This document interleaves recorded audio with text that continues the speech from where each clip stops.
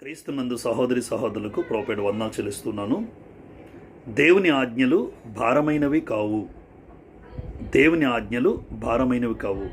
ఈరోజు లోకంలో పరిస్థితులు ఎలా ఉన్నాయంటే, దేవుణ్ణి నమ్ముకుంటే సినిమాలు చూడకూడదు, దేవుణ్ణి నమ్ముకుంటే త్రాగకూడదు, దేవుణ్ణి నమ్ముకుంటే ఏమీ చేయకూడదు, చాలా రిస్ట్రిక్షన్స్ ఉన్నాయి, కొంచెం క్రైస్తవ్యంలో లూజ్ ఇవ్వచ్చు కదా అని మాట్లాడుతూ ఉంటారు.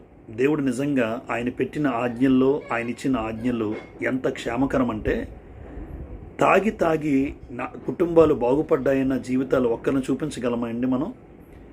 పేకాట ఆడి సంసారాలు కట్టబడ్డాయి అన్న కుటుంబాలు ఉన్నాయా? అక్రమ సంబంధాలు పెట్టుకుని ఆన్లైన్ బెట్టింగ్స్ ఆడి ఏ కుటుంబాలైనా క్షేమంగా ఉన్నట్టు చూడగలమా? దేవుని ఆజ్ఞలు భారమైనవిగా అనిపిస్తాయి, కానీ ఆయన ఆజ్ఞల్లో క్షేమము దాగి ఉంది, ఆయన ఆజ్ఞల్లో భద్రత దాగి ఉంది. యోహాను రాసిన మొదటి పత్రిక 5వ అధ్యాయం 3వ వచనములో, నా ఆజ్ఞలు భారమైనవి కావు అంటాడు ఆయన.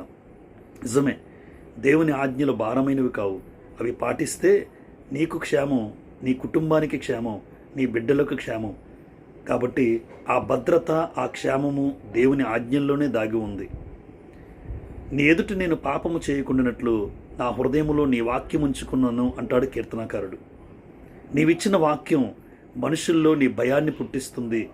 ఈరోజు దేవుని వాక్యమే లేకపోతే దైవోక్తి లేని ఎడల జనులు కట్టులేక తిరుగుదురు అని రాయబడి ఉంది. నిజమే, ఆ దైవోక్తి లేకపోతే ఈరోజు మనుషుల జీవితాలు వెచ్చలివిడిగా తిరిగేవాళ్ళం. ఈరోజు కుటుంబాలుగా, పిల్లలుగా, కుటుంబాలు క్షేమంగా సంతోషంగా కట్టబడుతున్నాయంటే అది దేవుని వాక్యం వల్లనే కదా. కాబట్టి దేవుని వాక్యాన్ని భారంగా చూడకండి, దేవుని ఆజ్ఞలు కష్టంగా చూడకండి, అవి పాటించి చూడండి. బిడ్డల బ్రతుకులు క్షేమంగా, కుటుంబాలు కలకాలం సంతోషంగా ఉండడానికి అవకాశం ఉంది.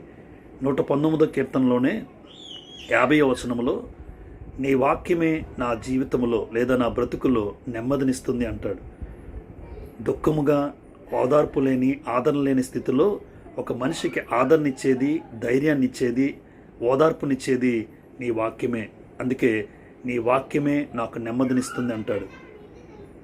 ఈరోజు మనుషులు లోకంలో వెచ్చలవిడిగా, సంతోషంగా, క్షేమంగా, లోకంలోనే ఆనందం వెతుక్కుంటూ ఆ రంగుల ప్రపంచంలో తేలియాడుతున్నారు, కానీ దేవుని ఆజ్ఞలు కష్టంగా అనుకుంటున్నారు. కానీ ఆ కష్టంగా ఉన్న ఆజ్ఞల్లోనే దేవుడు భద్రత దాచి ఉంచాడని తెలియట్లే. ఆ కష్టంగా ఉన్న ఆజ్ఞలు అనుకుంటున్నావు, అవి నీకు భారాన్ని కాదు, నీకు భద్రతనిచ్చేవి, నీకు మేలు చేసేవి, నీకు క్షేమాన్ని ఇచ్చేవి. అటువంటి ఆజ్ఞలు పాటిస్తూ ఆ నిత్యత్వానికి నడిపించబడే కుటుంబాలుగా ఉండగలగాలి.